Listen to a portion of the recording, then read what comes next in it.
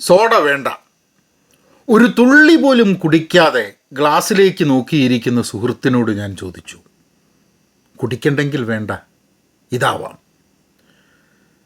ഞാൻ അവന് മുല്ല നസറുദ്ദീൻ്റെ ഒരു കഥ ഒഴിച്ചു കൊടുത്തു. അവൻ ആർത്തിയോടെ കുടിച്ചിറക്കി. എന്നിട്ട് ഒരു ചെറുപുഞ്ചിരിയോടെ ഇനിയും വേണമെന്ന് എന്നോട് പറഞ്ഞു.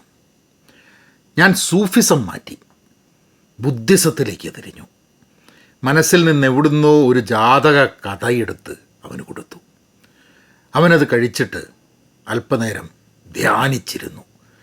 പിന്നെ കണ്ണു തുറന്ന് പറഞ്ഞു, കവിതയൊന്നുമില്ലേ കയ്യിൽ സഖാവേ, ഒന്ന് തൊട്ട് നക്കാൻ. ഞാൻ അവൻ്റെ മുമ്പിൽ കുറച്ച് കുഞ്ഞുണ്ണി കവിത വിളമ്പി. അവനത് തൊട്ടു നക്കിയിരുന്നു. ഇടയ്ക്ക് ചെറുതായൊന്ന് ഞെട്ടി. അപ്പോൾ ഞാൻ അവന് മാർജറി അഗോസിൻ്റെ ആബ്സെൻസ് ഓഫ് ഷാഡോസ് പകർന്നു കൊടുത്തു.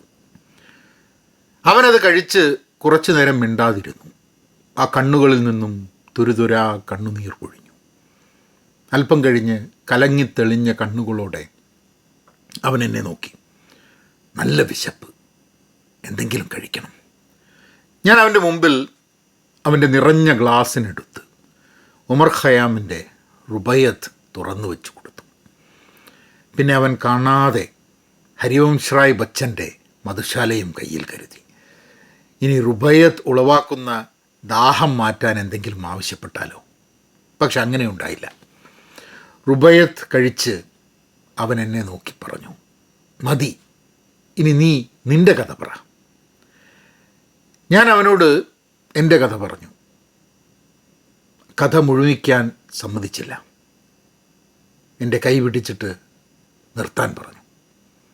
പിന്നെ ഒറ്റ വലിക്ക് ആ നിറഞ്ഞ ഗ്ലാസ് മദ്യം മുഴുവൻ കുടിച്ചു പറ്റിച്ചു.